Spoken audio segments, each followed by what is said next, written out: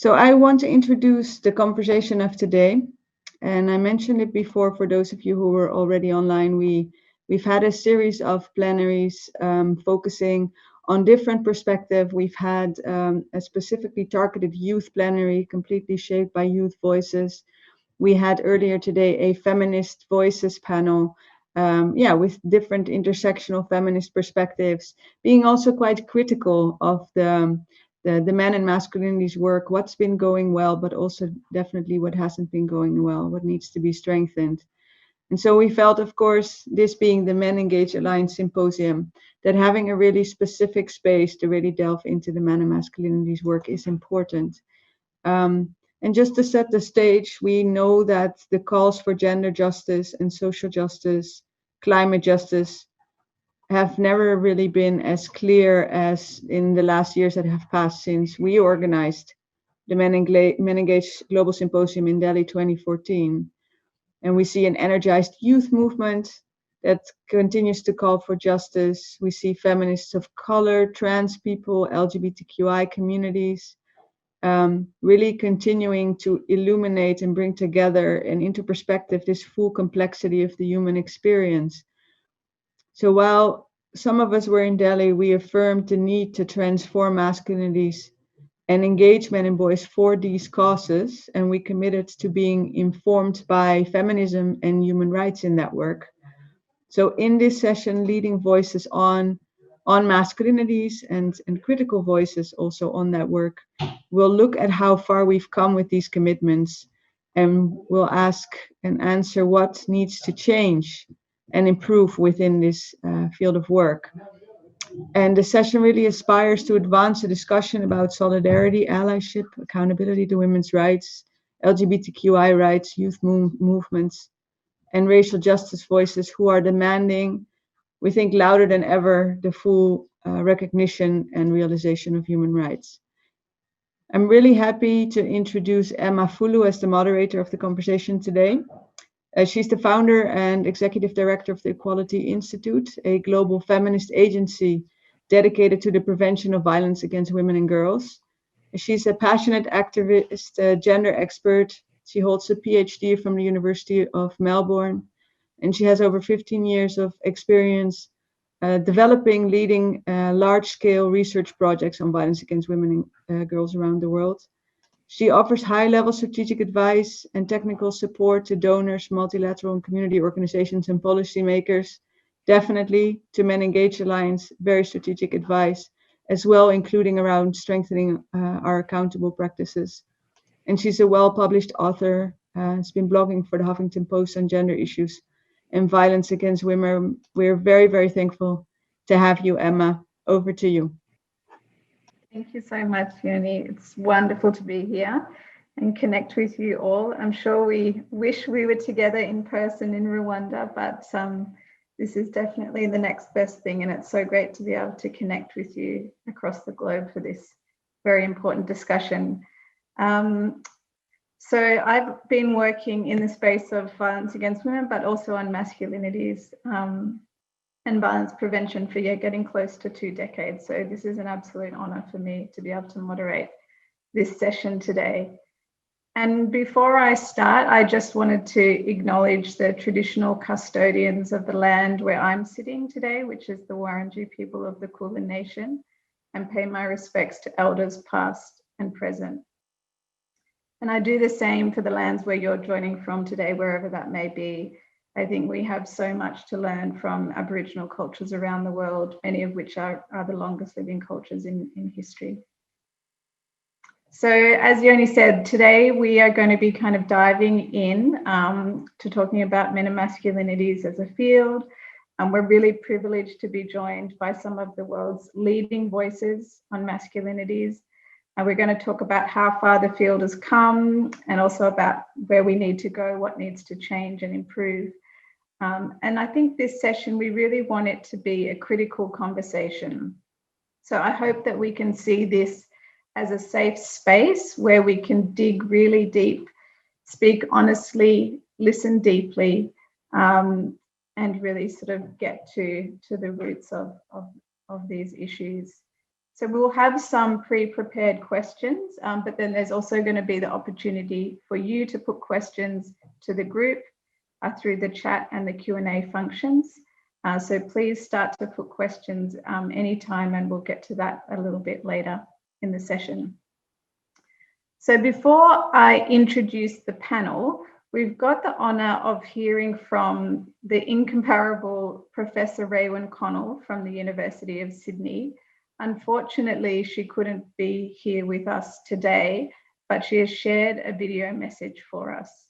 And first, we're going to hear a little bit from her, a few minutes, which I think really helps to set the global context that we're in. And then at the end of the session, we'll hear again from her with some important advice on actions for the field moving forward. So let's play the video from Raewyn. Thank you.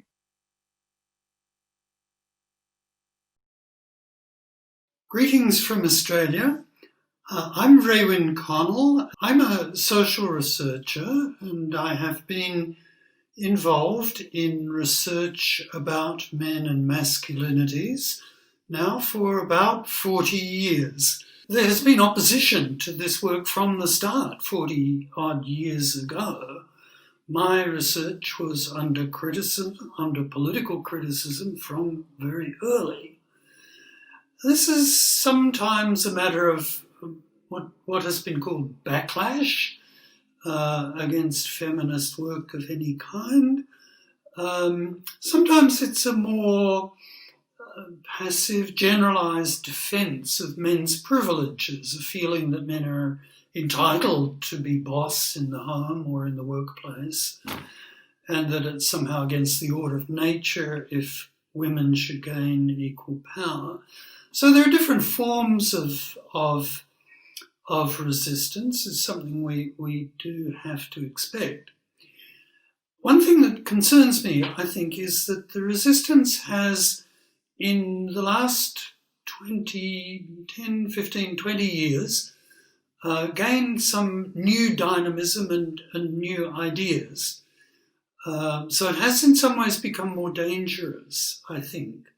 We've seen in many parts of the world the rise of a kind of authoritarian populism in politics, leading to national leaders who are, misogynist or simply heavily patriarchal.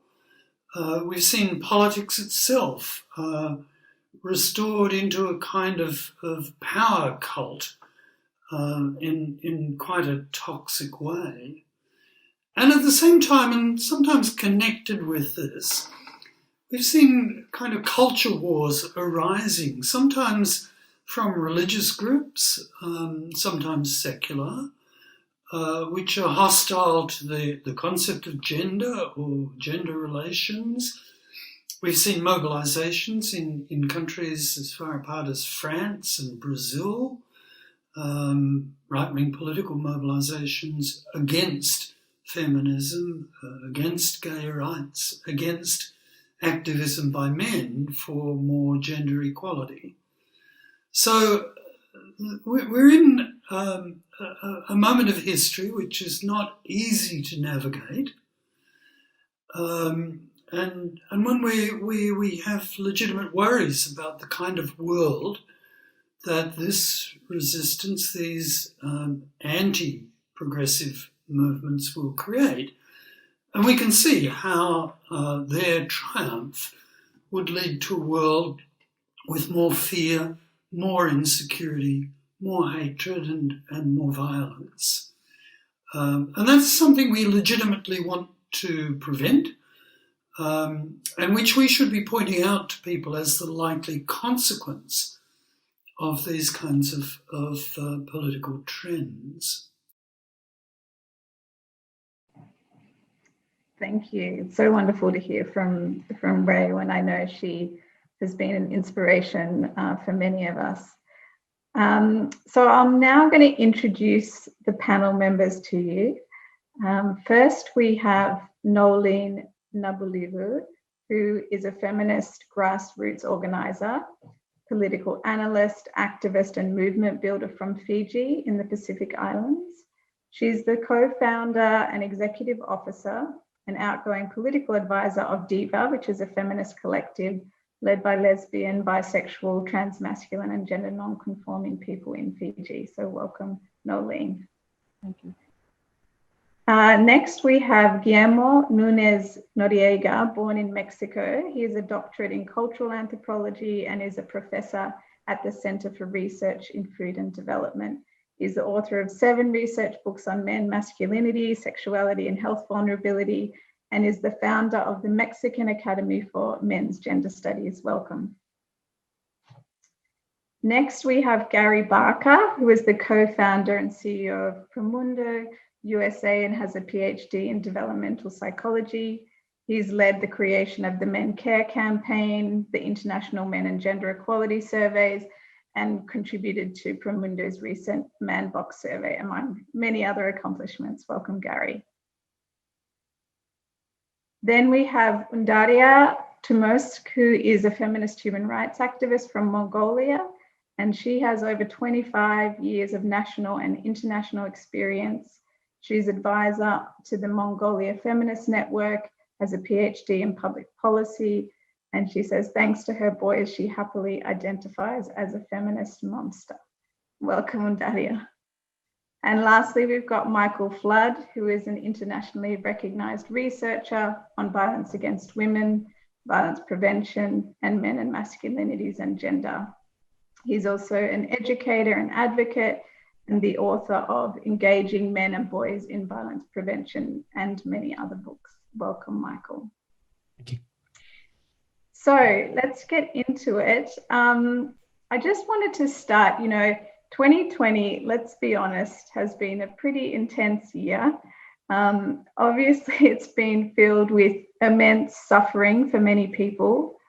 But I think also, as Arundhati Roy has said, the brilliant author, she said that the pandemic also offers us a portal, a gateway between one world and the next, and a chance to break with the past and imagine a new world, which in many ways is what we're here to do today. So I just wanted to quickly go around this virtual room and check in with you all and just share a little bit about how you're feeling in a couple of words. What's worrying you? What are you feeling hopeful about? How has 2020 been for you? So can we start with Undaria, just sharing a little bit about how you're feeling? Well, I am from Mongolia. My family is extended family that is in Mongolia. But we are now stuck in Kuala Lumpur, Malaysia, unable to travel. And I think that has been a defining experience for us with aging parents and not knowing whether we will actually see them. So it's not easy, but on the other hand, it's been a very intensive period of learning, like the shift to online communication, which many of us went so comfortable with before, and thinking, okay, for a while we have to do this, and then understanding that we have to do this for the long haul, and really investing in learning more effective ways of coming together virtually. And this virtual environment also presenting new opportunities for people who have never been able to travel. As yesterday, I heard from a refugee from Iran who is queer, who is stuck in Turkey, and she wouldn't have been able to travel anyway, right? So I think many of these experiences of being locked down, many people around the world have always been, in a way, living in lockdown, and that puts things in perspective. And going back to Arundhati Roy's statement, I think on one hand it is extremely optimistic. I think what I'm seeing some shifts. One, certain intensified redistribution of wealth, the poor becoming poorer, those who are not poor sliding into poverty, and those who have the wealth in their hands profiting from the financial fragility, economic fragility, who are less privileged. On the other hand, I do hope and I'm curious to hear also what the others will say. I think there is more and more convergence that socioeconomic structures matter. We cannot continue talking about the political, the institutional, the cultural levels without talking about underlying structural economic factors. So that's been my reflection during COVID. No, amazing. Thank you so much. So many important thoughts there. And I might ask some of the others to jump in. Gary, how have you been feeling? I don't know. I start off with the first word that comes to mind is exhaustion. My two home countries of Brazil and the US have seen leadership that we can only call fascist, and they've rolled back health rights, human rights, economic rights, gender equality conversations and discourses that I think myself and my partner, Promundo as an organization, spent years seeing some gains in the spaces. And so to feel them rolled back and to see how far rightward we've gone is distressing. We lost an aunt to COVID, and we can blame a disease, but we also need to blame Bolsonaro's rolling back of one of the leading public health models in Latin America. I have a daughter who finished university in a very progressive space where she was both an activist for the Democratic Socialists of America on campus and for LGBTQI-rights, and her feeling of the hatred of the conservative wave around her rural-based progressive island in the middle of it all. If I feel optimism, it was because that same young adult daughter invited me with her colleagues to go march in Lafayette Square in front of the White House during Black Lives Matter protests, and to be with her as we said the names of those who have been killed, the Black lives that had been taken from us, and to raise our fists against National Guards and troops ringing the White House, which was a surreal experience. And I suppose the other part was getting information from 20-year-olds on what to do when the tear gas came. So I feel, if I feel optimistic, it's because the 20-year-olds are going to take our message, and they're already taking it in ways that we won't, maybe not even recognize in some years from now. So that's what gives me hope. Thank you, Gary. I can absolutely relate to the feeling of exhaustion, but also inspiration from children, our own children. So thanks. Guillermo, how are you doing? Hola, ¿qué tal? Pues un gusto estar aquí en esta conversación. ¿Cómo me ha ido este año? La verdad es que me gusta ver siempre en perspectiva histórica mi vida y mi trabajo, ¿no? Y mi entorno. Y yo, por un lado, reconozco que en los últimos 20, 30 años ha habido grandes avances en mi contexto, en América Latina misma, en temas de derechos de la población LGTBIQ, grandes avances también en la visibilización de la agenda feminista, de, por ejemplo, la lucha contra la violencia hacia las mujeres, se ha colocado, ¿no?, en el punto. Hay una nueva generación de mujeres jóvenes feministas muy activas en México, colocando ese tema fundamentalmente, pero también temas de derechos reproductivos. El movimiento ambientalista ha crecido enormemente, de derechos humanos. Todo eso lo veo y lo veo muy positivo, muy esperanzador. Hay más infraestructura, más organización, más presencia en las universidades de expertos, expertas en estos temas. Sin embargo, coincido con lo que decía la doctora Conner, es decir, veo también una creciente organización de grupos de extremistas, conservadores, religiosos, que están influyendo en los gobiernos en la región, influyendo también en las políticas públicas, impidiendo el avance, pero además están llegando a la población, tienen mensajes muy efectivos, y eso así me parece muy preocupante. Y creo que tenemos que ser muy imaginativos de cómo nos vamos a organizar frente a esto. Pero a su vez, en medio de esta pandemia del COVID, quiero decirles algo. El crimen organizado en México, en Centroamérica, en países como Colombia, en otros lugares, sigue y es muy fuerte. Es decir, el coronavirus y la pandemia no ha detenido esta situación verdaderamente terrible, escandalosa de la violencia, de las organizaciones criminales, del tráfico de personas, de los feminicidios. O sea, la pandemia no le ha hecho nada. Tenemos las mismas cifras, casi 40,000 muertos al año en México. Es una verdadera guerra, ¿no? De homicidios, ¿no? Tenemos casi 3,000 feminicidios al año y buena parte de esos 40,000 homicidios son juvenicidios, son homicidios de jóvenes. Entonces, creo que hemos avanzado en la creciente visibilización del tema de los hombres y las masculinidades, pero necesitamos realmente hacer mucho más. Empezar a conectar todo este tema, esta discusión, con los grandes temas de nuestra región, que son estos que acabo de mencionar, que tienen que ver con el tráfico de migrantes, con el tráfico de personas, pero por supuesto que también impactan el tema ambiental. Entonces, yo creo que tenemos retos fuertes y bueno, creo que tenemos mucho que reflexionar al respecto y mucho, ojalá, que podamos hacer juntos y juntas. Absolutely. We have a lot to do and a lot to reflect upon, absolutely. So we'll be getting more into that today, I'm sure. Noelene, how's it in Fiji for you? Yeah, thank you. So Pacific small island states, I think in general, and Fiji included in that, if you look at our numbers, we've had 35 live cases of COVID-19 and 2 deaths. And so for that, we're thankful.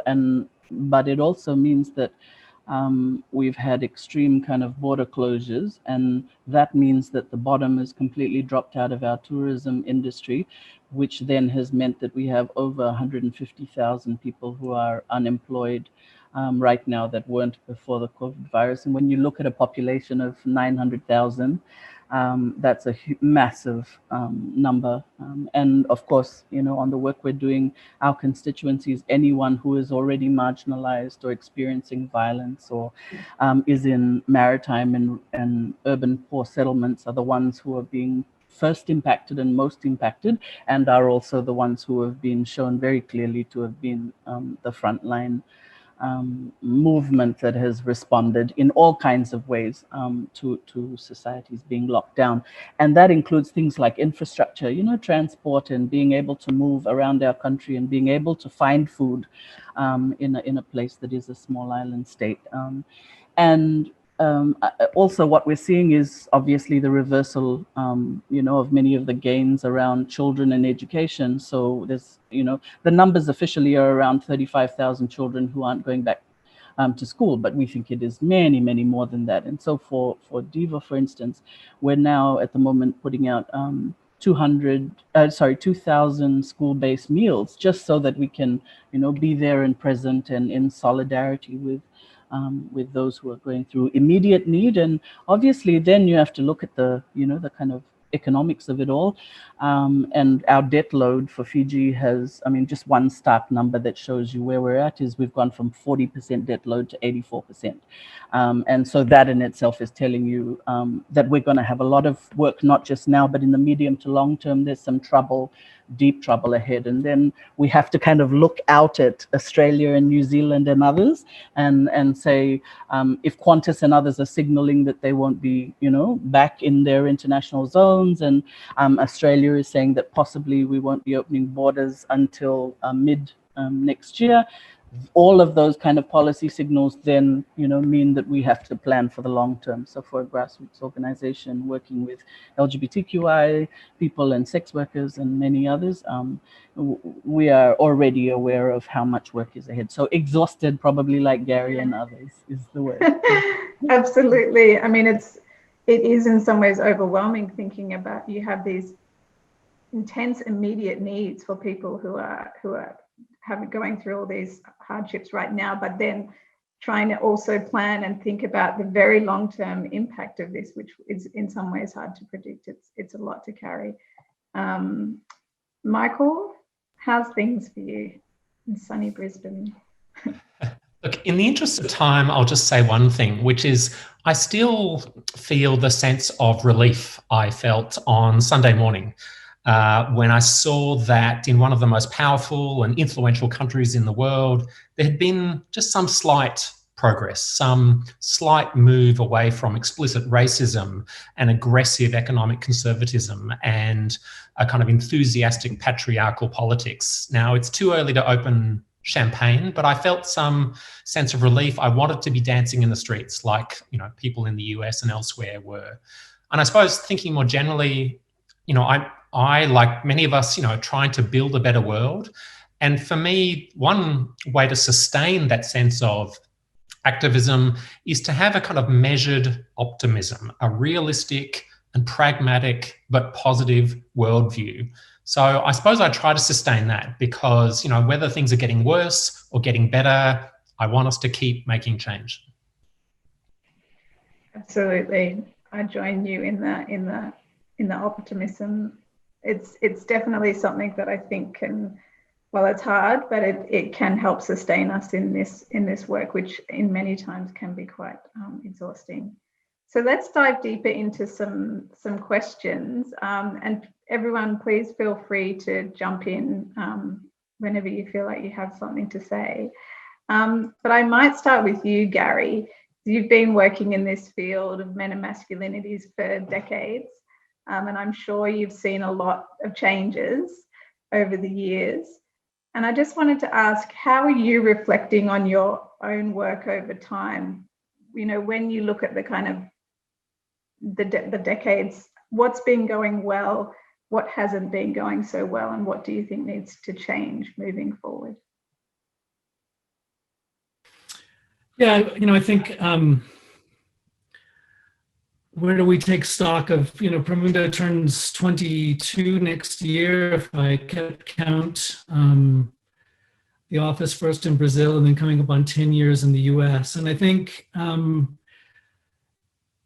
some of the things that I would say we've done well, and I do want to leave some time to talk about some things we didn't do so well, or maybe I'll start with what didn't go so well. I think on the one hand, if we've spent a lot of effort building some evidence base about what works within program boxes, I think that's both a success and perhaps a challenge, so as not to call it a failure, which is, I think that a lot of our work has been boxed into the randomized controlled trial, quasi-experimental research. Can you make it happen in 16 weeks in a bounded small setting? And a lot less attention to how do we do the systems change and even some of the political change. And so if we've gotten success and recognition and there's, you know, some folks can name some of our approaches, that's also a problem. Because I think that where the change is really more interesting is where it's been systems based.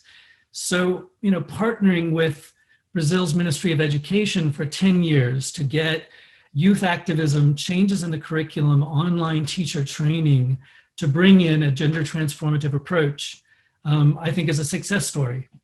It ran upon the wall of Bolsonaro, who ran part of the reason on pushing out what he called the gender ideology. And he held up what he called the gay kit and the gay project, which referred to our work and some partners' work within public schools in Brazil.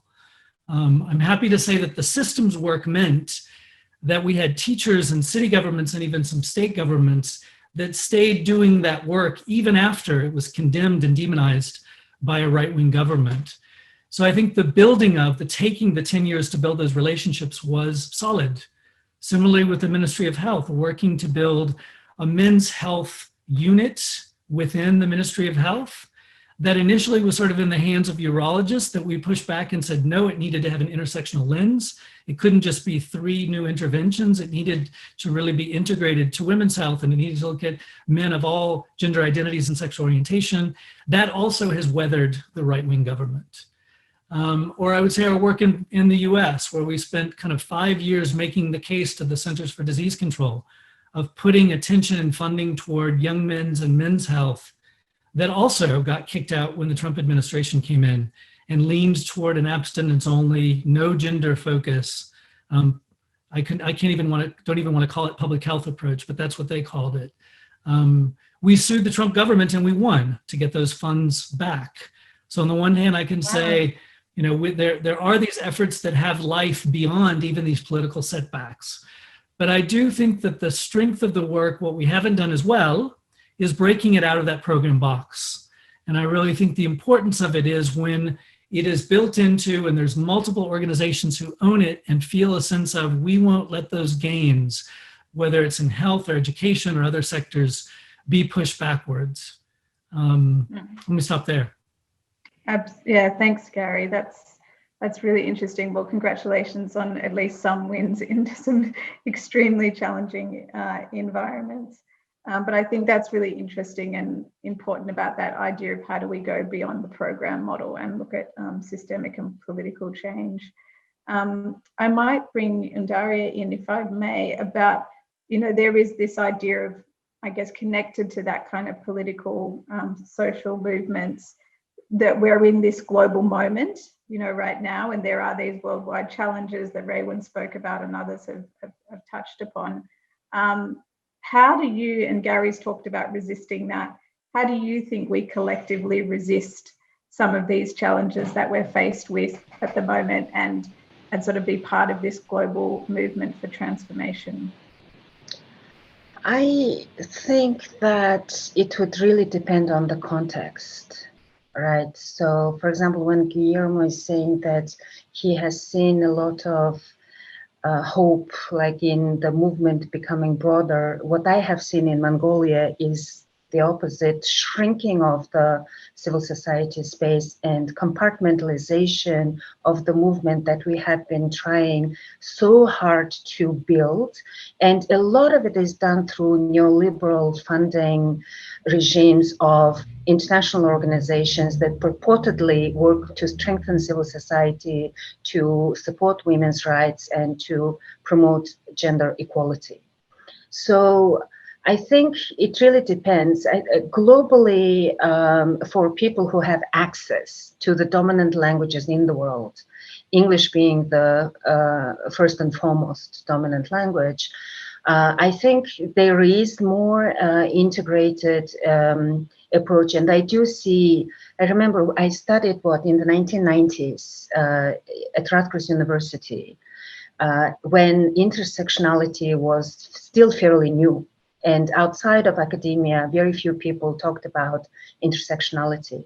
And in 2002, when I went to Guadalajara to AWID conference, I was really excited to hear intersectional analysis in an activist space, because most of the time it was men, women, and men have power, women don't. And then as a Mongolian coming from a socialist background, I couldn't relate to many of these things that, women were sharing, that girls are not going to schools, that girls are not fed as well as boys, because the experience in Mongolia is very different.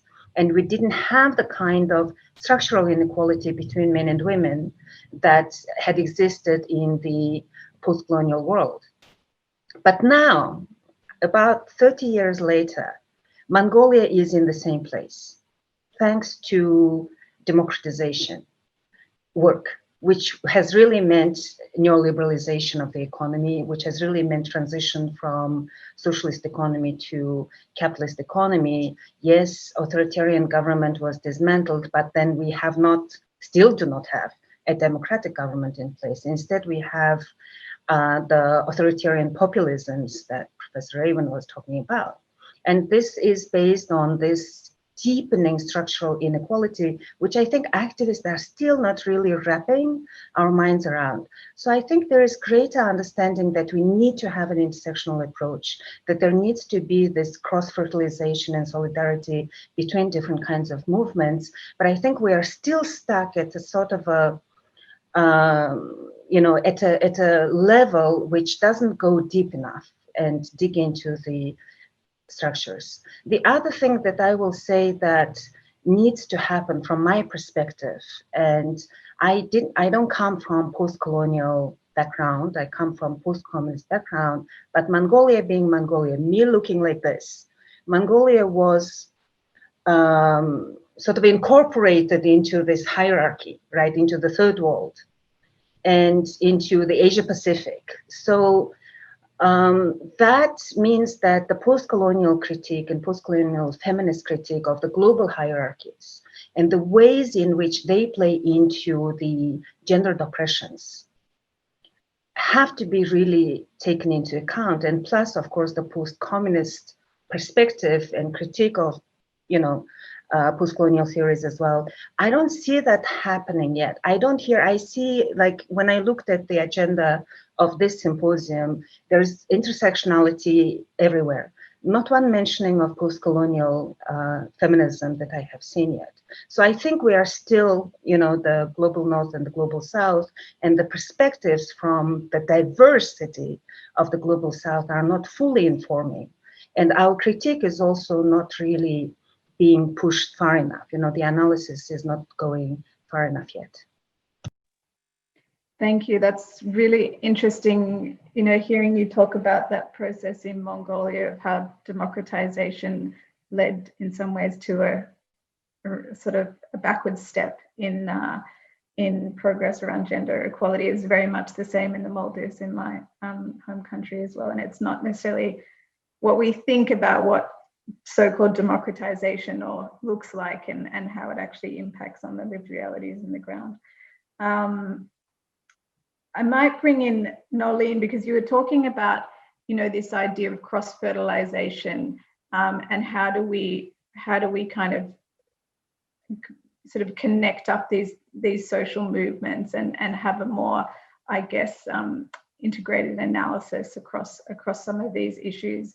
And so I wanted to ask Noelene, how do you see that strengthening allyship and solidarity across movements? Because I know you do a lot of that. And what connections do you sort of see in your own work and the need to do that? Thank you. I'm already really enjoying this session, so thank you so much.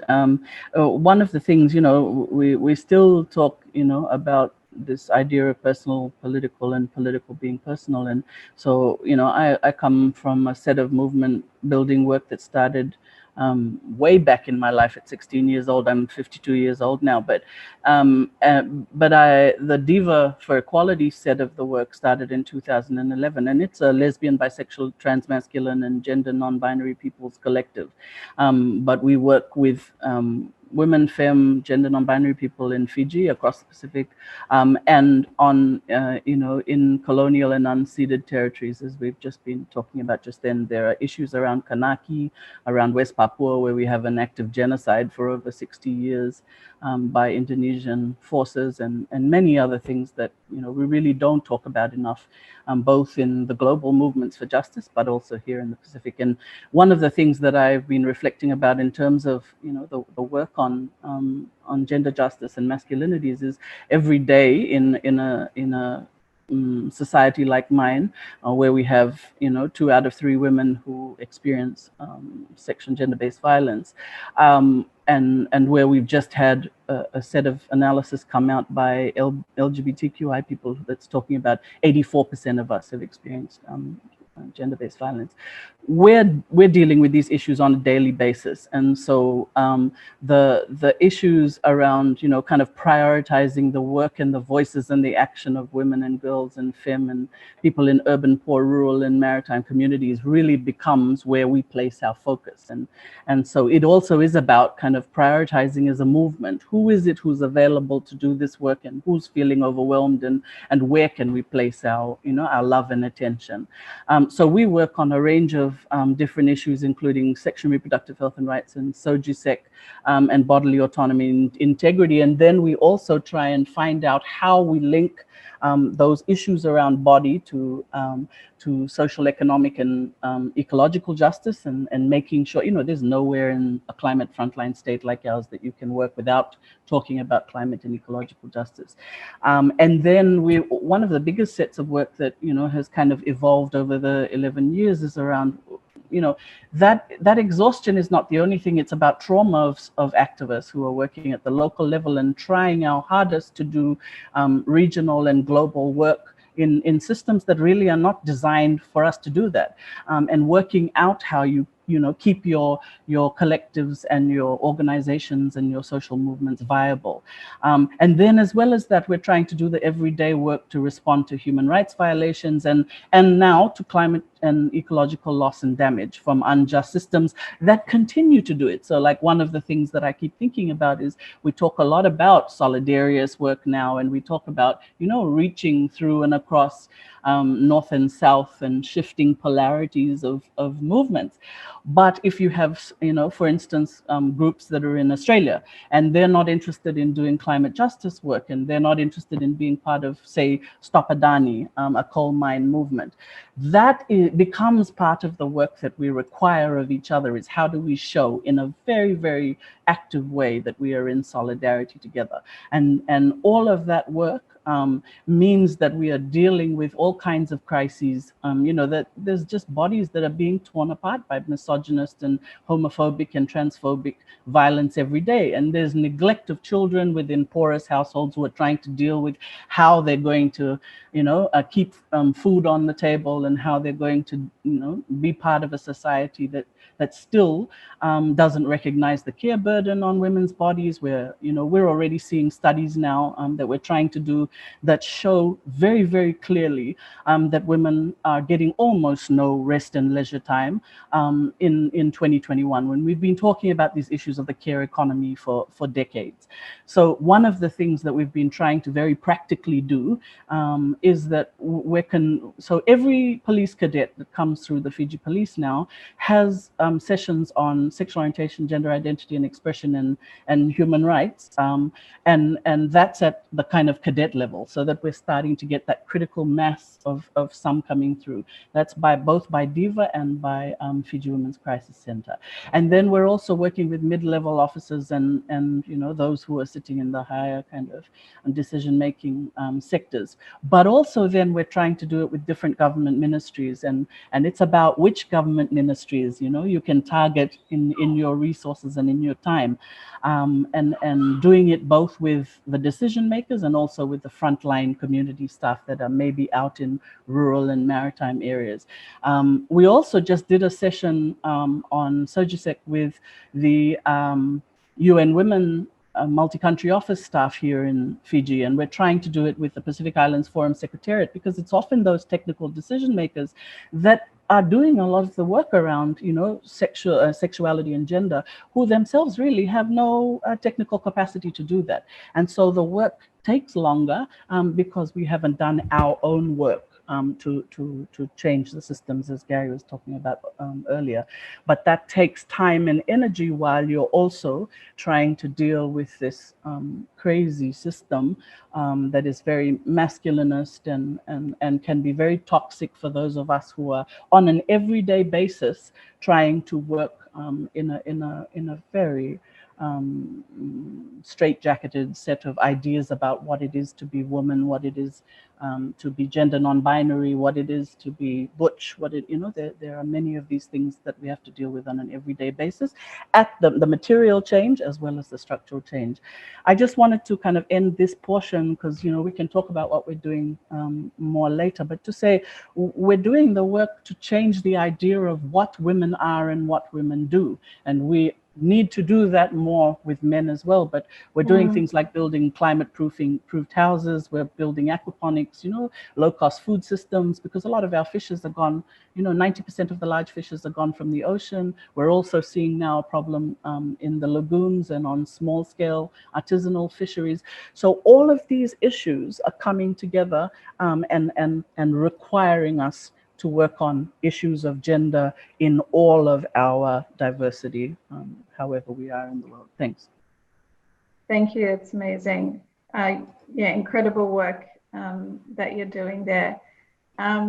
It's interesting, I think you were talking, you know, about this idea of sort of reframing what it means to be a woman or gender non-binary, and saying the need to do that in the space of men and masculinities too, which I know many of the group is working on. And Michael, maybe you can talk a little bit about that idea of the self, I guess, in this process, and what male power and privilege means in your own professional and personal life, and how you see that changing, or how you've seen it change over time.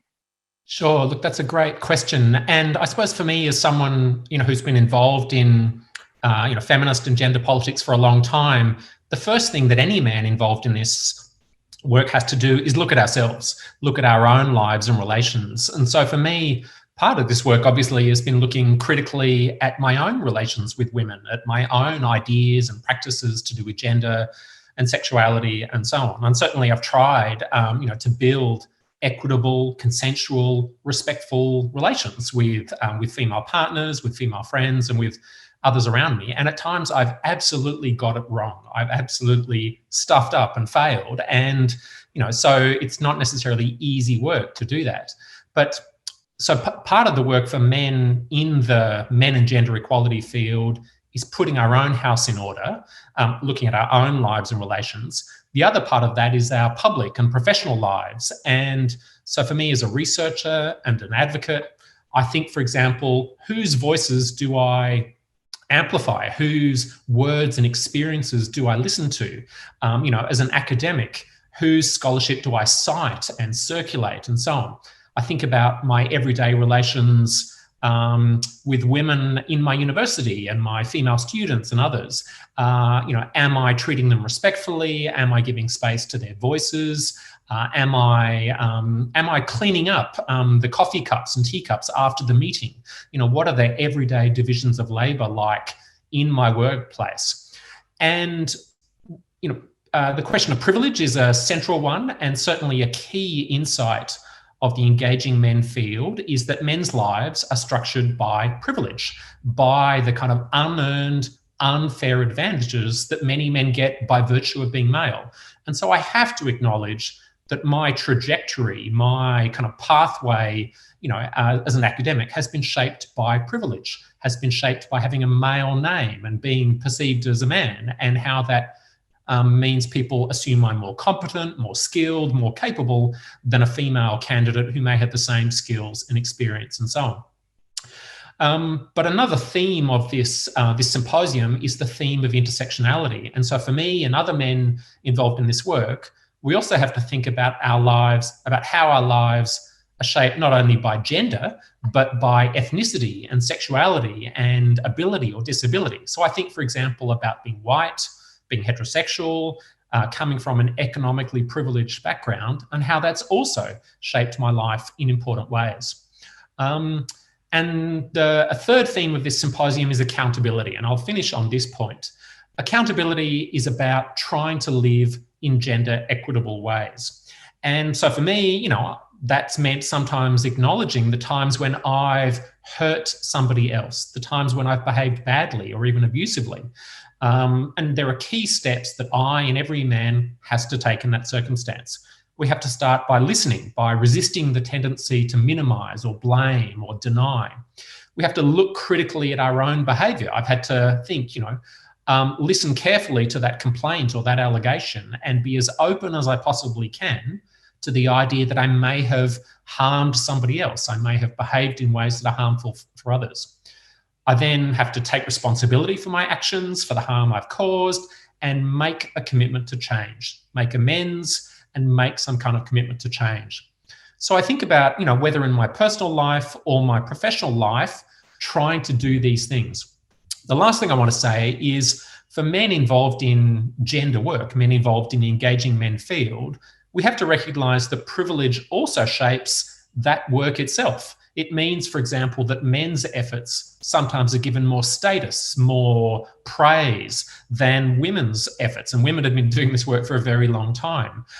It also means that sometimes we encounter suspicion or distrust from women. And again, that's understandable. So I think the themes of this symposium about feminism, about accountability, about intersectionality, they play out not only in the public work we do, but in our everyday personal lives. Absolutely. Thank you. Thanks, Michael. You were talking a bit about, this idea of whose voices do we listen to, and Daria was talking about, hierarchies of language as well, which is sort of a theme coming out, I think, particularly when we think about, decolonization and intersectionality. And so I wanted to bring in Guillermo and ask, sort of from your perspective, how are you seeing this work, and how can we decolonize knowledge and hierarchies and build more inclusive sort of contexts, and how are you seeing that play out in your work? Bien, gracias. Muy buena pregunta y creo que se conecta con lo que comentó hace un momento Undaria, ¿no? Sobre la importancia, en primer lugar, de atender a los contextos específicos. Yo diría atender a esos contextos, a esas sociedades particulares, pero también verlos desde una perspectiva histórica. Es decir, en las últimas 10, 20, 30, 40 años, ¿qué ha pasado? ¿Y cómo llegamos a este punto? Para mí eso es fundamental en eso que algunas personas llaman este proceso de decolonizar el conocimiento. Es atender a los contextos específicos. A veces nos enfrentamos con textos que elaboran colegas investigadoras en otros países, investigadores en otros países, y yo sinceramente a veces tomo los textos y digo, ok, interesante. Hasta allí, no me es muy útil esto. Y luego más cuando veo un libro que dice estudios de los hombres, masculinidades en el mundo, y solo hablan de Estados Unidos o solo hablan de algún país europeo. Y no hablan, por ejemplo, de América Latina, y siempre se disculpan diciendo, desafortunadamente no pudimos ser todo lo inclusivos que quisiéramos, pero esperamos que en el futuro lo podamos hacer. Y no lo hacen. Entonces, esa es la realidad. La realidad es que no estamos incluidos. En México tenemos una gran producción de estudios de género de los hombres y las masculinidades. Tenemos por lo menos 30 años en este campo de investigación. Tenemos una asociación académica que trabaja de manera organizada en estos temas. También hay en Colombia, también pasa en Chile, hay en Brasil, hay en Argentina. América Latina tiene una gran producción en estos temas. Y nos comunicamos, hacemos comunidad académica. Y nos queda claro algo, teorizamos y usamos la teoría también de otras colegas de otros países del mundo, pero tratamos de entender nuestros contextos. Y yo quisiera referir a esto del contexto porque es muy importante. Hace rato se hablaba de los estudios postcoloniales. Yo les diría, sí, ahorita el contexto en el que estamos en América Latina es el contexto, yo diría, postneoliberal, en muchos casos, o todavía neoliberal. Y tenemos 40 años de una política neoliberal que hizo verdaderamente, que devastó la red de apoyo, las redes de solidaridad, pero también los soportes morales de la sociedad. Creamos una sociedad sumamente individualista que tiene al dinero, a la riqueza en el centro de todos los modelos de ser hombre. Y ese es lo que estamos viendo. Es decir, los jóvenes, los niños aspiran a ser cierto tipo de hombres. Y ese tipo de hombres es siempre el que tiene dinero, el que tiene control sobre otros, el que tiene armas, el que tiene control de territorios, el que tiene acceso a muchas mujeres. Y hay una cultura que se creó en estos 40 años, la narcocultura, la cultura ligada al crimen organizado, que se promueve en canciones, que se promueve en películas, que se promueve en programas de televisión.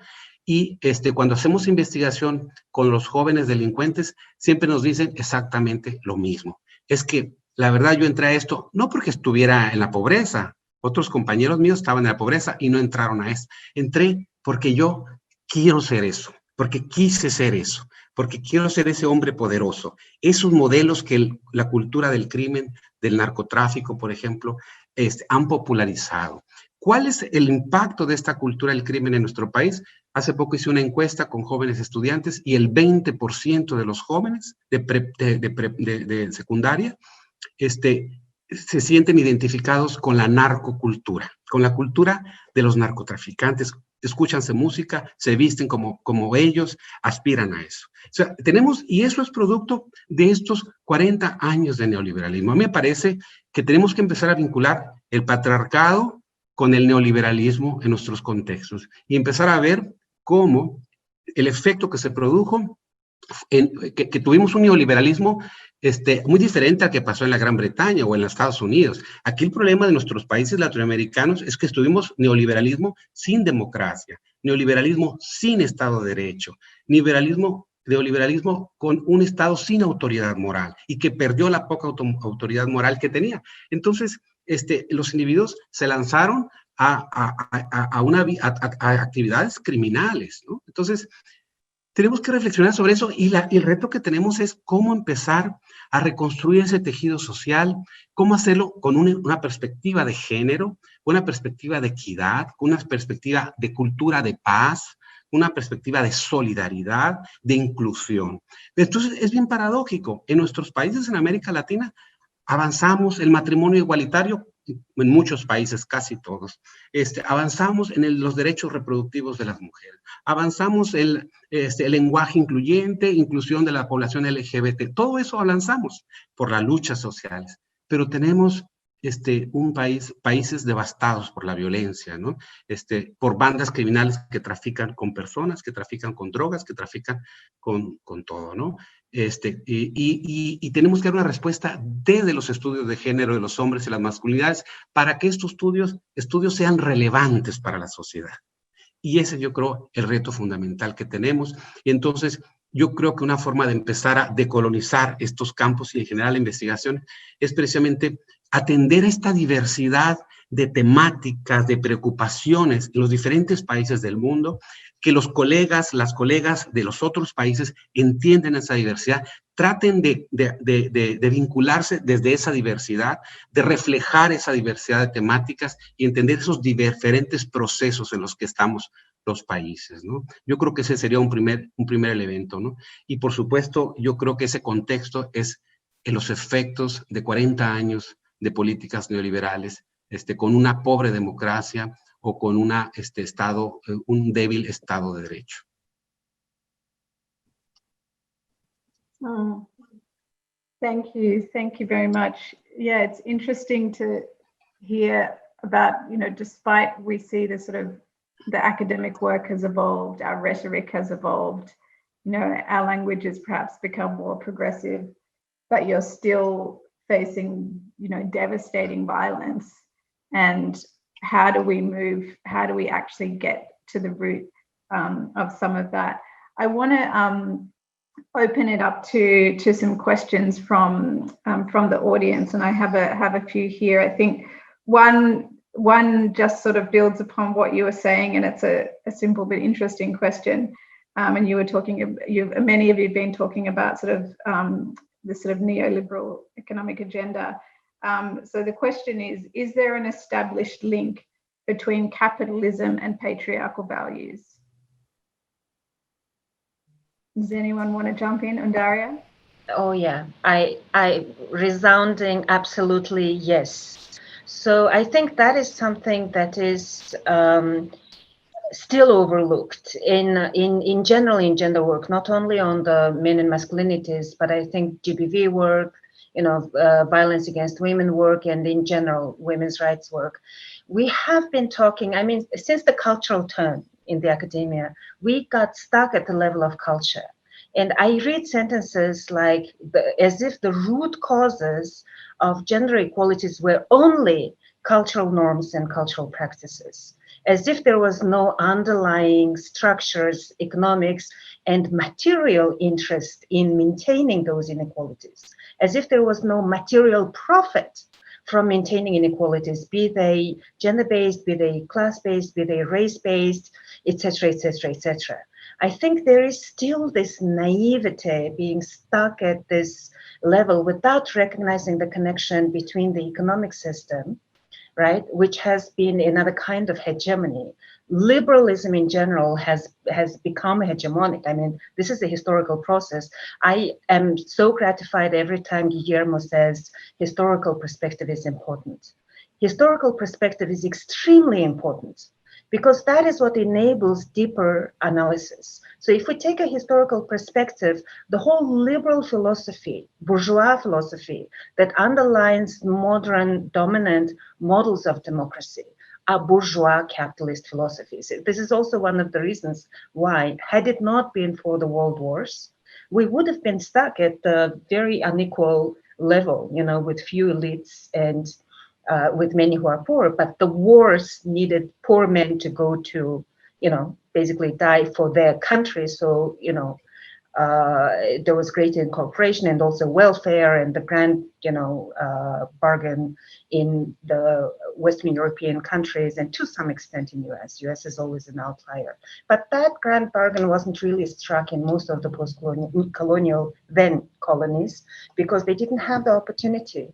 So now there is research about embedded, embedded liberalism, embedded capitalism, I forget now. But actually, the colonies didn't have the luxury of that, because their markets were forced open and they were forced to remain open.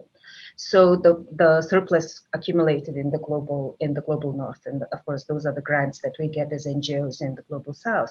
So if you look at what has happened, and I can see this clearly again now after the dust has settled, after the initial excitement about democratization, which Mongolians imagine very, very differently. We have seen a rise in ethno-nationalism. We have seen rise in traditionalism. We have seen rise in male chauvinism, which didn't exist during the socialist period to that extent. Patriarchy is a hegemonic system that we have learned to analyze through the feminist critique. But we haven't evolved to the same level to see neoliberalism as a hegemony, to see liberal analytical tools that we apply to analyze. Women also have to do that because all of us have been raised in patriarchy. All of us have been raised in hierarchies of all sorts. And all of us have been sort of inoculated against certain kinds of violence. We don't even see them as violence.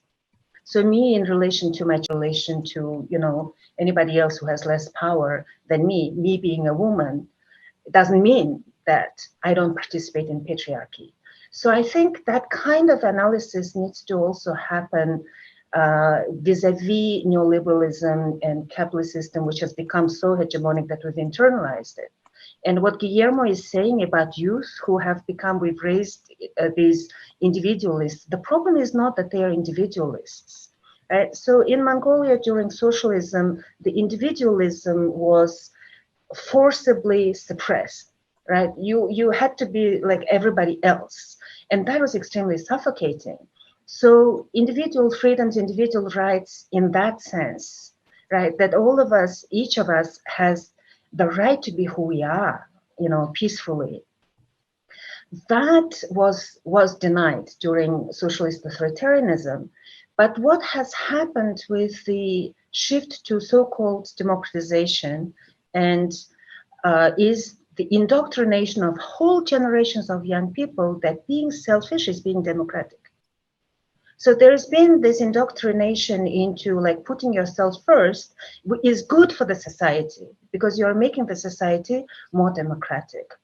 And also there's been indoctrination against seeing the structures because then the individual is blamed for everything and also individual is blamed for what he or she has, right? So because you are so great, because you work so hard, you have achieved this level, you deserve the wealth, even if that wealth was thanks to corruption of your parents. And then if you are poor, it's because you're lazy. It's because you haven't properly adapted to the system. You haven't really done everything in your power to actually survive and swim out. So then what happens to men, right? What happens to men is that during socialism, patriarchy was less present in a way because equality was the slogan. Both men and women worked. I mean, my generation, we all grew up in a family where everybody worked. And I grew up in a family where everybody cleaned. Like my brothers cleaned more than I did. They cooked and I never learned because I was the youngest, the only daughter. My father did whatever, and he had this saying that a man should be able to do everything from holding the banner, which means going to the war, to herding cattle, so anything. So he would sweep, he would cook, and he would do anything that was required. And so do many men of my generation. But do younger men do that? Do younger men now today? And I know many people express so much hope for the younger generation. My hope is not, is a bit, I think, more subdued because I have seen generations raised on the idea, exactly what Guillermo is saying, that real men must have money, that real men must have power, that power means controlling others. So when you have insecurity because of socioeconomic anxieties and inequalities, deepening inequalities, then you get more of that desire for power and desire for security. So absolutely, why do we see authoritarian populism, militarization on the rise, and this rise in these toxic masculinities and so on? We have to link it back to the economic systems. Fascinating discussion. Does anyone want to jump in? Otherwise, I've got a couple more questions from the audience. I might jump in on. Yeah, you go first. Fine. Go ahead, Gary, and then I'll ask Noelene. No, I think Noelene first, please. Go ahead, Noelene. Okay, thank you. I just wanted to say, Ian, thank you for this discussion. It's really important. We never do any of our gender justice sessions now without talking about masculinities work, but we also never do it without explicit, exploration of patriarchy and what we call its, its handmaiden systems. That's neoliberal capitalism, militarism, extractivism, heteronormativity, the hegemony of that, and the way that we think about leadership. So a lot of our sessions are also about unpacking our ideas about power, power analysis, and not just doing it from a kind of technical, I see a lot of power analysis now, and it's kind of, they do the power within, power over, power, but I think we try to kind of really unpack that and see, how do we make decisions on our bodies? How do we make them in terms of lands and resources and money? And how do we do it in terms of all of our institutions, including the ways that we form and think about family, and the ways that we think about workplace, and about the state of the state. The state as an imagined entity that has been formed over time. And I think that's what we're talking about here, is we've got to think about the ways that masculinist privilege has been used over time. I'm in a region where we still have governments where we don't even have one woman within the formal structures of decision making.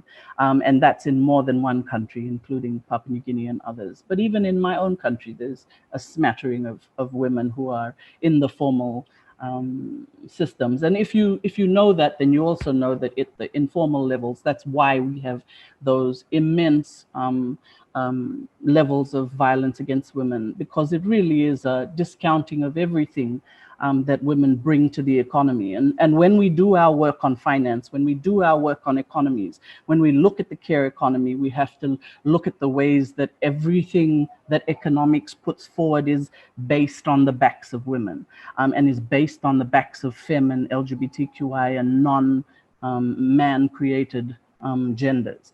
And I think once you move into that kind of territory of thinking, then it opens up all kinds of ideas about how we measure what is valued within our community. How do we measure work? How do we measure the ways that we make or that we produce goods, that we consume goods, that we distribute goods?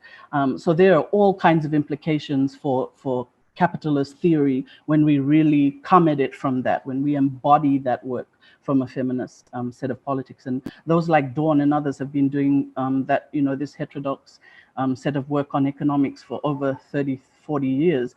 And only now am I seeing kind of both states, but also social movements taking those seriously and talking about issues of universal basic income and talking about issues of extraterritoriality. What does it mean when a government enables a transnational corporation to work in a certain way in its own country and in another set of countries? So absolutely, there is a primary link between patriarchy and economies. Thanks. Absolutely. Agree. Thank you, Noelene. Gary, did you want to jump in? Yeah, I was, just being nudged by Guillermo and thinking about, contextualizing where we are. And Emma, by your words at the beginning of, thinking about where we are. I'm currently in the Shenandoah region in Virginia, a bit of an escape to breathe after these intense weeks of our election and all the rest. And, we seldom stop to think that this is Iroquois territory, along with many other tribal groups who had a democratic form of government far before, the colonies that became the United States did. And in fact, many of those so-called founding fathers got some of their ideas from how the Iroquois nation structured something like a democratic government. You don't see much credit given to that in any history books, and how much what was a democracy based on collectivism became a constitution in the US based on prioritization of private property, including the property, of course, of slaves. And the names, the indigenous names in this region, a few of them still are around, but most of them have been replaced by names of properties and counties that are named after the slave plantations that were here. The main highway that I drove on to get here is named after a general who fought on the side of slavery to get here. And I think the kind of moving away from a sense of collective into a sense of private property, and where individualism and independence and the rugged individual was everything, is clearly, as Andaria said so eloquently, part of how we bring up manhood in the US. Add to that the primacy of guns as a way to protect yourself. There were no shortage of rifle ranges and gun stores on the way to the property where I'm currently looking at the river. And I think what we've got to figure out is, how do we take this conversation among those of us who have been looking at how patriarchy is tied to unbridled capitalism, and moving away from a sense of collectivism and interdependence to this primacy of the individual and me getting ahead. How do we have this conversation with men at large and women at large? I'm also mindful, as we talk about our work and how many of us are participating in this event, that while we're here, Jordan Peterson has 3.2 million followers and about several 100,000 viewers on his page last week. Those who don't know who Jordan Peterson is, the Canadian psychologist who has kind of tried to dress up a neoliberal anti-feminist rhetoric and kind of telling men, get the best you can out of the world. Don't worry about that feminist discourse. Take the world back for real men. So the other part that calls my attention is, how do we take this conversation, and we need to be having it at rifle ranges and at bars and in schools and where working class men and women are. Otherwise, I feel like we stay in our bubble. I may have switched the question, but I really do feel these rich conversations, to be aware of how we've been pushed away from the best of ourselves and from being better humans, is not a conversation we're very good at having outside of our rather privileged bubbles of awareness. No, that's exactly right. I made a question instead of a response. It's a perfect segue, Gary, because there was a question from the audience about what is working to get regular men, not professionals, academics working on gender justice, but to get regular men engaged in this gender justice work. So it's exactly what you're saying. This is, in many ways, a conversation that, is fascinating, but can regular people relate to some of that language? So the question is, what is working to get regular? How do we move this conversation to other spaces? Anyone want to jump in? Michael, Guillermo, Noelene, anyone? Michael? Yeah. I think there's a kind of body of experience now, 3 decades of experience in working with boys and men that does give us some sense of what gets men in the door, and gets men engaged. And it is things like appealing to men's personal lives and men's care and concern for the women and girls in their own lives, highlighting to men the impacts of narrow patriarchal norms of masculinity on men themselves, going to where men are, using men's existing networks, and so on. And with all those strategies, there are risks. There are risks in being too complicit in the forms of privilege that we often take for granted, relying just on men who look like us rather than, more diverse men, and so on. But there's certainly ways to do this work well. And I suppose I have a sort of dual strategy in mind. On the one hand, we absolutely need to engage ordinary men in much richer and robust conversations about masculinity, about privilege, and so on. On the other hand, too much of the Engaging Men work, I think, is focused on men who don't actually have much structural or institutional power. It's often among school students or university students, or men who are Indigenous or in contexts without much social and economic power. And we've little of the Engaging Men work has been with men with serious institutional power and structural power, nor has there been much effort to address the kind of collective and institutional actors, to hold governments to account, to hold institutions to account. There are some good examples of that work by Sonka Gender Justice, by Promundo, by some other organisations, but often the work with men is work with relatively disadvantaged men. And in a way that seems very unfair, that we ask individual men to change, structures of gender and broader social and political structures. So I want to do two things, do much more to encourage grassroots, community-based work among men and others in the community, on the one hand. On the other, to address ourselves more to powerful men and to hold those men to account. Absolutely. Thanks, Michael. That's a really important point. That we can't expect this to be an individual level change by those who have perhaps been the most marginalized, and expect our systems to change necessarily. Anyone want to jump in and add to that? Guillermo, please. Sí, gracias. Sí, yo creo que son preguntas muy interesantes, ¿no? Es decir, ¿cómo podemos hacer que nuestro trabajo llegue a más personas, sensibilice a más personas, tenga un mayor impacto y podamos hacer frente a estos grupos conservadores, a estos grupos muchas veces fundamentalistas religiosos, esta ola conservadora que ya ha tocado varios países y que está allí trabajando, tratando de incidir en la política pública para la equidad de género, para la no violencia, para la inclusión de la diversidad sexual y de género, etcétera. Entonces, ¿qué hacemos?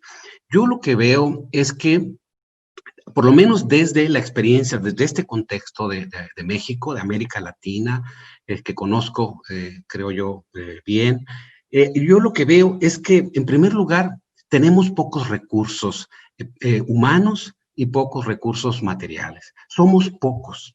Incluso quienes hacemos investigación, quienes publicamos cotidianamente en el año, yo podría decir, los que estamos permanentemente en el campo somos 40 en México.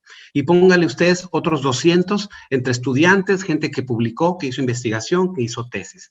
250 personas, póngale 300 en un país de 120 millones de personas. Y si aparte le agregamos que hacemos de todo, hacemos investigación, tenemos que ir a los programas de televisión o de radio, tenemos que ir a las reuniones con los grupos LGBT, estamos en todas partes, ¿no? Entonces, el primer asunto es que necesitamos multiplicarnos, necesitamos crear espacios de formación de recursos humanos, tanto académicos como de otro tipo. Espacios de cursos, talleres, diplomados, en los cuales no solamente estudiantes o académicos se interesen, se formen en estos estudios, sino también periodistas, personas de los medios de comunicación, líderes sindicales, ¿no? Dirigentes de otras organizaciones de la sociedad civil, gente que tiene gente que tiene influencia en la opinión pública. O sea, tenemos que multiplicar, amplificar nuestras voces, porque tenemos muy buenos estudios, tenemos muy buenas reflexiones teóricas, tenemos experiencias, como dice Gary, tenemos mucha experiencia acumulada, pero por lo menos desde los contextos en el contexto en el que estoy yo, y estamos muchos colegas, somos pocos y con pocos recursos. Entonces, yo creo que esa es la necesidad fundamental que tenemos, pero tenemos que hacerlo porque, por otro lado, los otros grupos sí tienen muchos recursos. Aquí nos queda claro a nosotros que quienes están en el otro lado, en estos grupos sexistas, patriarcales, homofóbicos, son gente muy rica, es gente que tiene mucho dinero. Entonces, yo creo que hay una lucha muy desigual, y si la hemos ido ganando a lo largo del tiempo ha sido más que nada porque dejamos allí media vida, ¿no? Entonces, sí, yo creo que tenemos que crear los espacios institucionales, para multiplicar nuestras voces y para amplificar nuestras voces y lograr conquistar paulatinamente la sociedad civil, ¿no? Esa es la perspectiva que yo tengo al respecto. Thank you. And Daria? Yeah, I think it's a very good question. I think it's not only how do we reach to working class men and so on. I think it is about how do we reach diverse groups in general. And I think to reach diverse groups in general, aside from our analysis and so on, and of course, I mean, again, like coming from Mongolia, where I have struggled with finding funding and then writing all these reports, while also trying to do meaningful work. There's also that burden, work burden that is imposed by the funding structures that are there. And but I think that I have also become extremely preoccupied with the notion of methodology, right? It's not only what we do, it is about how we do it. And how we do needs to differ, right? While the content and the main principles and so on may remain the same, but how we do, how we reach out, how we speak, right? The language in which we speak needs to be modified depending on the audience.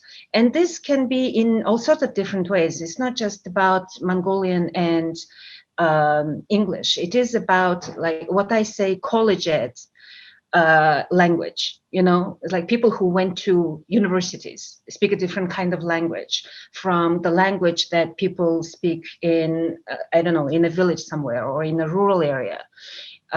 So I think it is very important precisely because many of us who do this work actually are extremely well-educated people, which means we are extremely privileged people.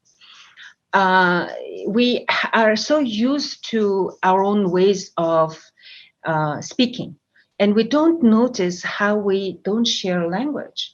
And I have been thinking about this a lot because I had to really adjust and learn to work with young people when I was trying to support, youth activism, when I was trying to instigate, young people. And I invited, we are a feminist organization, but from the beginning, I knew we needed to have all young people, not only young women. Young women need, male partners, and we also need to be LGBTIQ inclusive. So it was important to find the kind of language that the young people would relate to, right? So I needed to learn to speak their language. And then one of the experiences that for me was extremely enlightening, and I really appreciate those moments when my privileges are really like shown to me, right? When I have to confront my privileges, was in a workshop for sex workers' rights activists, right? Themselves being sex workers, many of them coming from villages. They moved to the city because, in many of the Southeast Asia and East Asia context, you cannot safely do sex work, right, in your village. So you have to move to an urban area to be anonymous, to be safer, right, relatively speaking. Many of these women didn't complete probably even secondary school, right? Again, coming from my socialist Mongolia background, that is a very unusual thing, but it is not so unusual in their context. It is also not so unusual for their communities, right? So, and then I'm speaking English, right? This is like college ed, US Western sort of type of English as well. And this is also like when you're talking about pseudo convention and so on, this is very lawyer language. And even the word patriarchy, like one of my favorite exercises is to get people to say, what is patriarchy in your own language? The group of sex workers from Thailand said, we don't have a word for patriarchy. And they drew an elephant, says, this is patriarchy. Because there is a saying that where front legs go, hind legs go. So it's a very different language that a very different way in which we need to do trainings. We have to, every time with a particular kind of audience, we have to really, really do our own homework, but knowing that we will still go with a lot of ignorance, right? And really being humble and open and, if possible, wise, to learn together, to be open to people, because people teach, right? And we also teach, but I think every workshop I see as mutual teaching and collective learning, right? And collective production of critical knowledge together. But then it is also incumbent on us who have the power and privilege and sort of the position to facilitate, to learn to facilitate and continuously learn, new and better ways or appropriate ways to facilitate and learn new languages. Absolutely. So true. And I think that applies, not just to, face-to-face workshops that we're probably doing less right now, but these types of discussions, social media, other forms of engagement that we're using to have these conversations and share these messages, that while we may have common principles, we may have a common message that we're sharing, that needs to be communicated in different ways. That's contextualized. Thanks, Sundarya. So I'm going to ask, unless anyone has anything burning to add there, I'm going to ask us, we're getting close to the end of our session, and we get to hear from Raywin once more. I wanted to ask you to share, lastly, sort of for a call to action, or one or two things that you see as an absolute priority in the work on men and masculinities in the years ahead. And I might start with Michael. Thanks for the easy question. Look, I think we have to, what would I say, intensify the feminist orientation of this work. And if we look around the engaging men field, certainly feminist orientations are visible in programs, in curricula, in the views of leaders, and I'm pleased to say in the agendas and frameworks of MenEngage itself. I spent last night reading MenEngage's strategic framework, and feminism is front and centre, as it should be. But feminist orientations are weaker and more uneven in the field itself, in the programs, in the curricula, in the views of participants and so on. And so I hope that one of the things we can do over the next, over the symposium is really disseminate sort of a clear sense of here's what feminist practice looks like. Here's how we need to address gender inequalities and other forms of inequality and so on.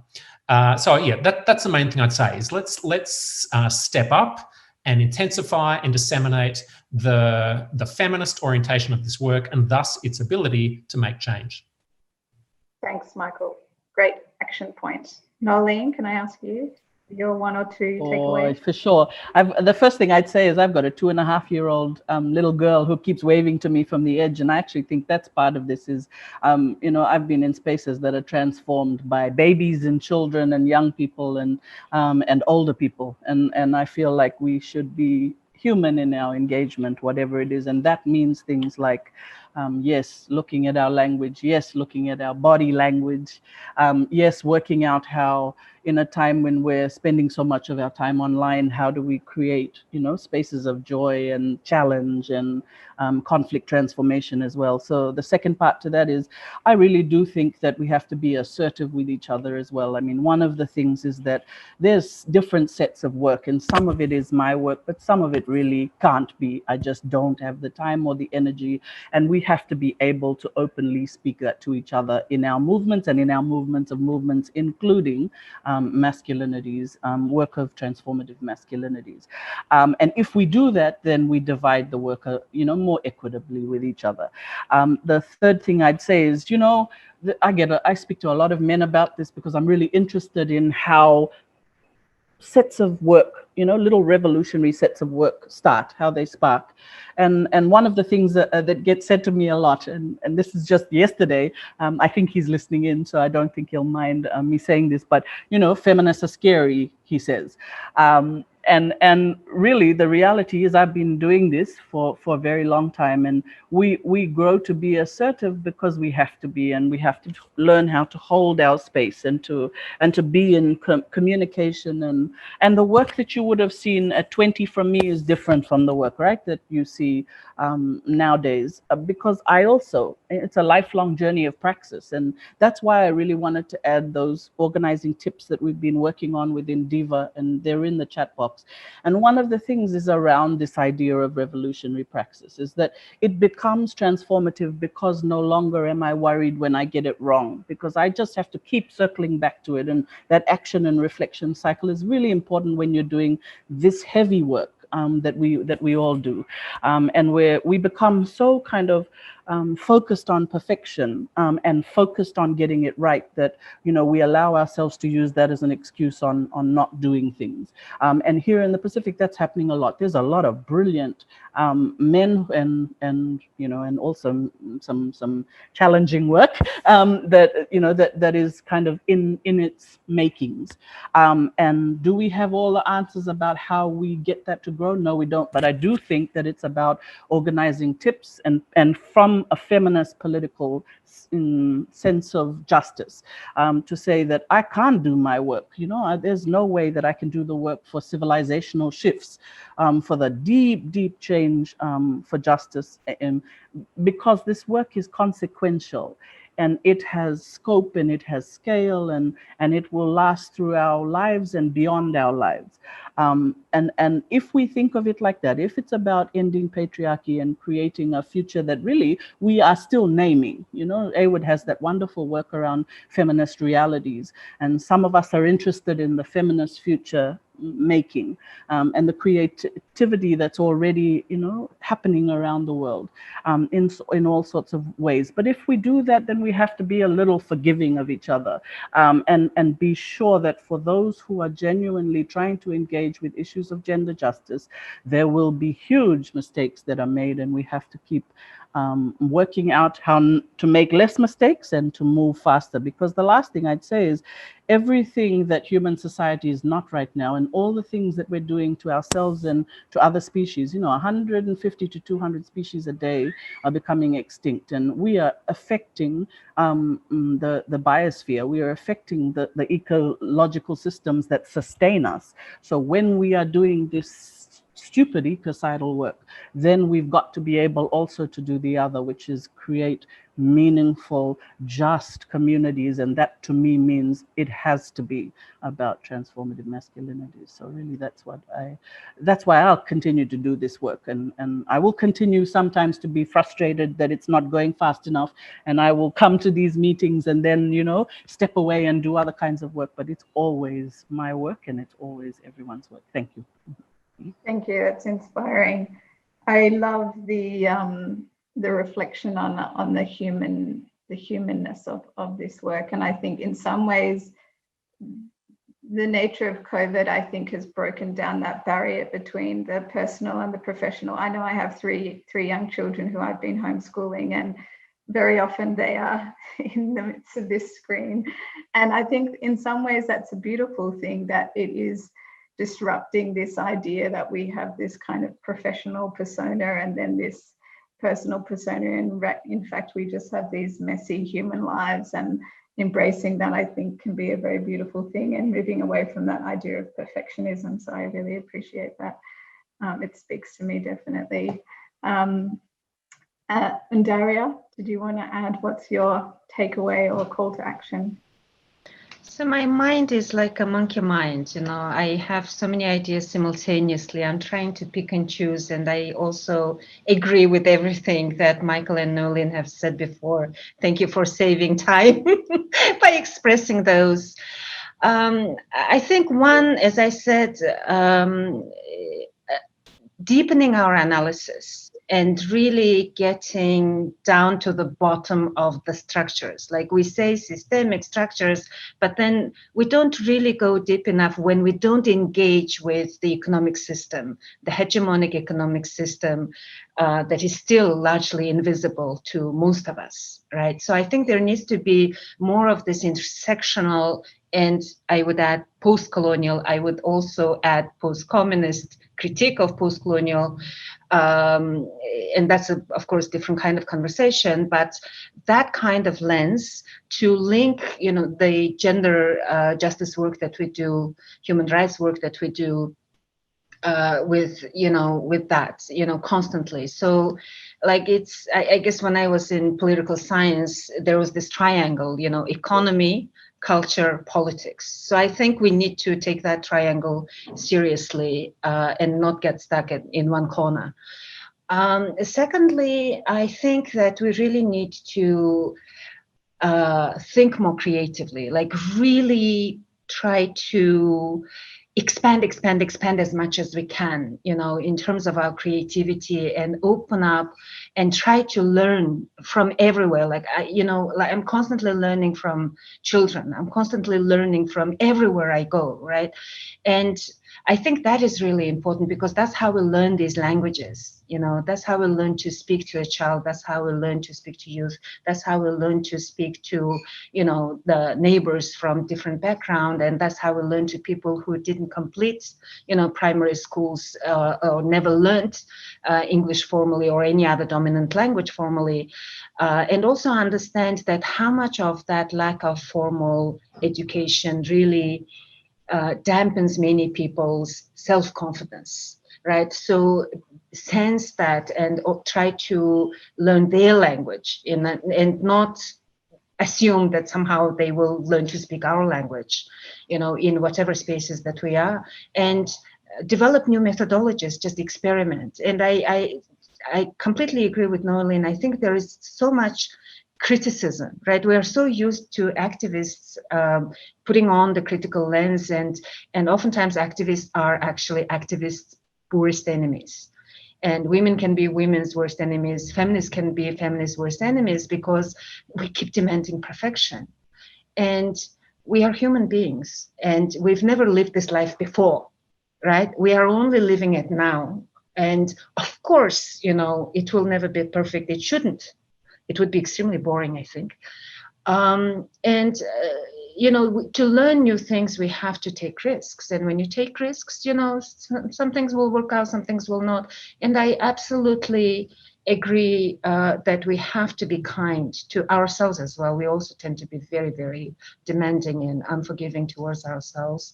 And I think that is my last point. I think compassion and mindfulness are extremely important. And I consider myself fortunate that even though I grew up as an atheist, Buddhism was in the air.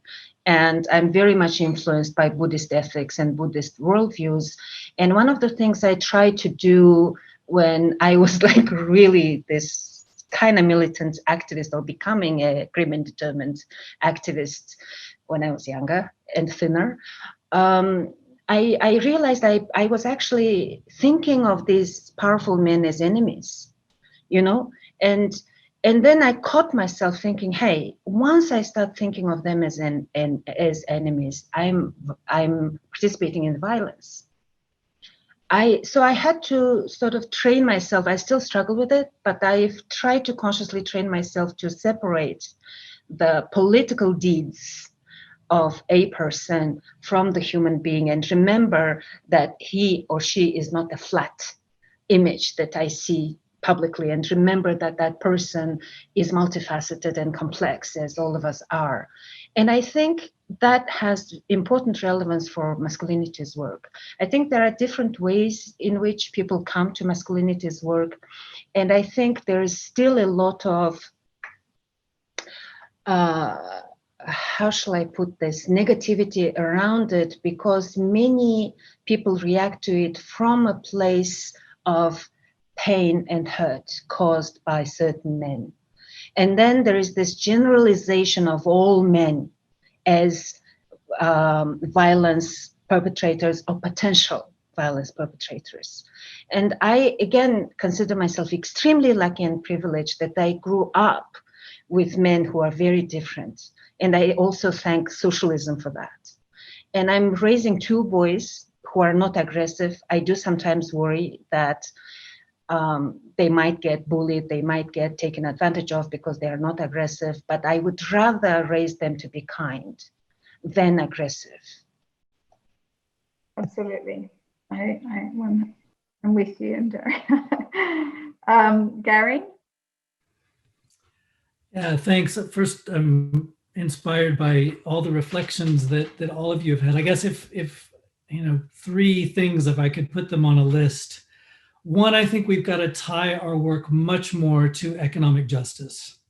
And I think we need to be much more creative about the ways that we do that, both pragmatic and also to keep a vision of the ideal. I think feminist economists have given a lot of ways to think about that. I think we can go further. We have been in a multi-year dialogue with Brazil's National Cash Transfer Program, Bolsa Familia, and about a year-long dialogue with Colombia's National Cash Transfer Program called Familias en Acción. These programs are reaching 1/5 to 1/4 of all the households in the two countries. Mexico has also got a national program that reaches a huge number of households. They are too modest. We need to look at their limitations, but they have been some of the biggest wealth transfer programs to the lowest income households in these countries. They give money to mothers, which makes sense in terms of gender dynamics at the household level.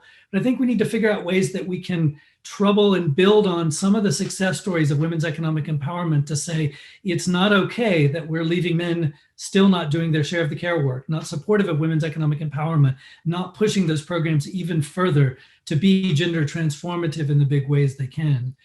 And that takes me to the second point, which again, feminist economists have brought up for a long time, but I think COVID has made visible, is the care economy. How much our lives are centered around, how much we as humans are care junkies, and how much our lives need to shift from the production of goods and income to the production of care and connection between us. And I hope if there's any shining light that comes out of COVID, it's looking at how to come up with national care policies. Uruguay has one that's leading and that is inspiring us of how to put in place the funding for paid care workers to recognize the unpaid care work, equal parental leave, the kinds of supports that need to be in place that make it possible for us to do the care that needs to be more central. It is more central, but to make it recognized in terms of how we structure the paid workplace as well. Third, a concern, and I hinted at this before, I think how do we, countries have moved rightward in large degrees by the power of social media and the really reduced bubbles of how communication is taking place online. And that's only exacerbated during COVID in terms of quarantine and lockdowns and all the rest. And I think we've got to figure out gender and the angry men space that really has found too large of a voice in the manosphere. And we've seen outcomes of elections determined by it, not usually going the right way. So what are ways that we can call out and engage much more around the power of narratives that are shaped by the social media bubbles that are shaping so much of young people's lives in particular? And finally, I really appreciated your comments, Undari, about this, where do we as male identified individuals fit in feminism? And I think one of the most powerful things of the last decades in terms of feminism is calling men out, calling individual men out for harm, whether it's at the household level or the workplace level or the global level, has been a win and a gain. But I think we don't do enough on the other side of the calling men in. And particularly as we think about accountability, it's almost like too often it falls into, I called you out when you did some harm, I gotcha, as opposed to saying, we're in this together. And I suppose just to end on the point of Ubuntu, I think, how do we think about an accountability in our field that is, and I'm repeating your words, that is compassionate and it's relational. It doesn't let men walk away from the conversation. And I think that's been a really difficult thing of saying, there's a lot of harm that's been caused by all of us as men, some men more than others, but that, you can't walk away from this conversation. And so I really, I do think if we can come away with that, whoever said that feminists are scary, to me, it's just the opposite. It is where this work comes from. It is what allows men to be more human. And I think helping men find that is really what brings me into the space personally.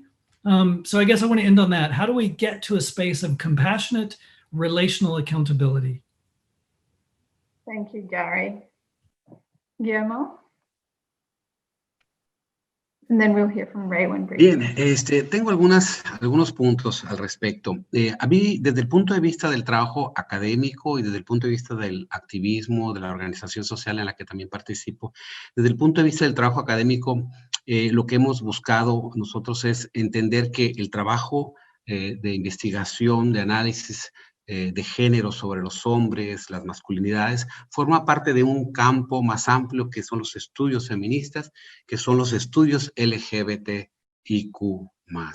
Entonces, entendernos así. Eso implica leer lo que los otros están escribiendo, están reflexionando, están discutiendo. Eso es un asunto importante, un poco retomando lo que dice Michael, ¿no?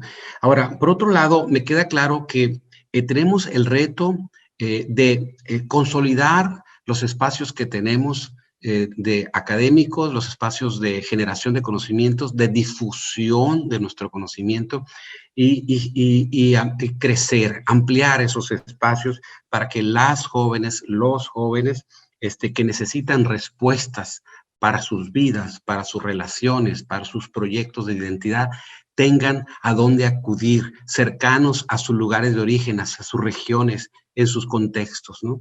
Eso es, tenemos que ir creando esos espacios. La Internet nos da posibilidades, pero hay que crear espacios también cara a cara. Algún día se va a acabar esta pandemia. Por otro lado, me parece que hay que seguir ampliando nuestro trabajo. Y una cosa importante es ser capaces de dar respuesta a los problemas que la gente percibe, que la gente siente, que la gente tiene, desde nuestra óptica feminista, de los estudios LGBT, desde los estudios de género de los hombres y las masculinidades. Mostrar que tenemos algo diferente que decir y que nuestra aproximación es importante con respecto al crimen, a la violencia, al tráfico de personas, a los feminicidios, al desastre ambiental. Es decir, hay muchas cosas, pero también a cosas que a las jóvenes y a los jóvenes les importa. El amor, las formas de relacionamiento, por ejemplo, el tema del vacío que se está generando en las vidas de muchos jóvenes que construyen sus vidas desde las redes sociales, desde el espacio virtual, y hay una incapacidad de entender qué pasa allí, ¿no? Entonces, tenemos mucho que, creo yo, que aportar, tenemos que seguir haciéndolo para que nuestro trabajo tenga sentido para la sociedad, y entonces sí, ser capaces de competir con esas ideologías conservadoras, sexistas, porque ellos les dan respuestas, les dan certidumbre, les dan una sensación de seguridad, de un camino claro, y nosotros tendremos que ir ofreciendo esas respuestas, esos también caminos. A mí me parece que además, y finalmente con eso voy concluyendo, es que por eso nuestro trabajo exige una reflexión sobre la ética que involucra nuestro trabajo en temas de género, en temas de igualdad, de inclusión, de que creemos una sociedad que implica que la gente se trate bien y que esa es la ética fundamental. Hay una autora española feminista que lo dice con mucha claridad: el buen trato, tratarnos bien, y ese buen trato implica tener una relación de buen trato con nosotros mismos. Tenemos que hacer que nuestro activismo sea emocionalmente sostenible. Tiene que ser emocionalmente sostenible. Tenemos que ser personas felices haciendo lo que hacemos. Y bien decía Noelene y Undaria, ¿no? Tenemos que ver a los otros no como enemigos, no sufrir constantemente lo que hacemos en nuestro trabajo. Tenemos que ser capaces de hacerlo emocionalmente sostenible y tratarnos a nosotros bien, tratarnos a nosotros mismos bien. Mucha gente habló del cansancio que vive, de cómo estamos cansados, cómo nos tenemos que multiplicar. Bueno, vayamos haciendo lo que podemos hacer de la mejor manera para nuestra salud emocional, para nuestra salud mental, ¿no? Y yo creo que además promover ese buen trato para nosotros mismos y también en las relaciones sociales, en las relaciones familiares, ¿no? Y que ese buen trato tenga un contenido feminista y que tenga un contenido de inclusión LGBT y que tenga esos contenidos de solidaridad social. Eso yo creo, para mí, lo que yo creo que tenemos en perspectiva, poder ofrecer a la sociedad un modelo ético alternativo con claridad. Thank you so much. Beautifully said. I'm going to finish with a few words from Raywin before I very quickly wrap up. We're almost at the end of the time, so if we could play the video, the second video about Raywin's ways forward, that would be great. Thank you. What are the new directions that we might now gain, that we might now be trying to follow? I have 4 suggestions to make for your consideration. Firstly, that we really need an agenda which gives a very high priority to the concept of social justice.